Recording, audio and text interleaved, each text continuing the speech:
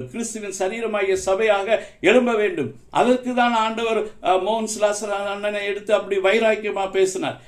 அந்த பேச்சு அது ஆவியானவர் அந்த நாளில் அவரை அப்படி பயன்படுத்தி இருக்கிறார். அவரே அந்த மாதிரி சபைகளுக்கு போகிறது இல்லை. அவர் சிஎஸ் ஒரு சபையில தான் மெம்பரா இருக்கு. அங்க அற்புதம் அடையாளம் ஒன்றும் நடக்குது கிடையாது.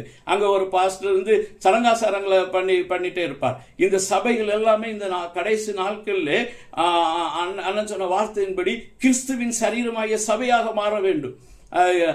அப்போஸ்தலர்கள் என்ன சொன்னாங்கன்னா, நாங்க முதன்மையானவங்க, ஆனா எங்களை ஆண்டவர் கடநிலை ஊழியர்களாக என்ன பண்ணினார் என்று சொல்லி அவங்க சொல்றாங்க.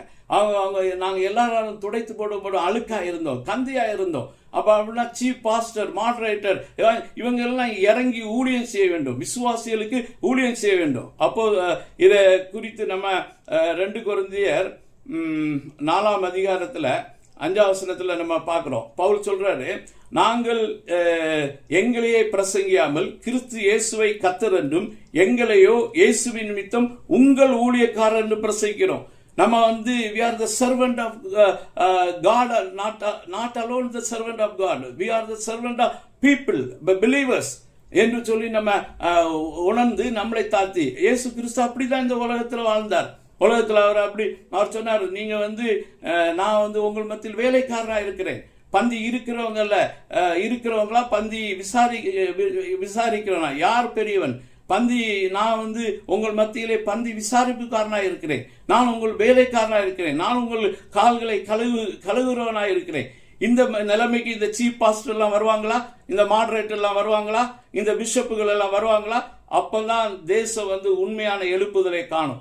எழுப்புதல் என்று சொல்லுது அங்கிருந்து ஆரம்பிக்க வேண்டும், தலைமை இடத்திலிருந்து ஆரம்பிக்க வேண்டும். அப்போதான் எழுப்புதல் வரும். மற்றபடி எழுப்புதல் நம்ம கூவிட்டு இருக்க வேண்டியதுதான், நம்ம கத்திட்டு இருக்க வேண்டியதுதான். இந்த கத்தலும் கூச்சலையும் ட்ரம் இசையும் எழுப்புதல் சொல்லிட்டு நம்ம ஒரு மாயான எழுப்புதலை கிரியேட் பண்ணிட்டே இருக்க வேண்டியதுதான். எழுப்புதல் வர வேண்டும் என்று சொன்னால் தலைவர்கள் மனம் திரும்ப வேண்டும், அவர்கள் வேலைக்காரர்கள் போல் உழைக்க வேண்டும்.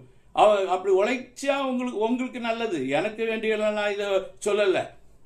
இயேசு கிறிஸ்து மகிமையில போகும்போது அவர் மகிமையை பார்த்து யோவான் ஸ்நானகன், யோவான் சீஷன் இந்த உலகத்துல இருக்கும்போது அவருடைய மார்பில் படுத்து இளைப்பார்னான். அவன் அங்க அவர் மகிமையில பார்த்தபோது சாஷ்டாங்கமா விழுந்து பணிந்தான். பயந்தான், பயப்பட்டான். அந்த அளவு மகிமை உங்களுக்கு ஆண்டவர் தருவார். நீங்க வேணும்னா நீங்க அது மாதிரி செய்யுங்க, இல்ல வேண்டாம்னா இப்ப இருக்க மாதிரி இருந்து கொள்ளுங்க. ஒரு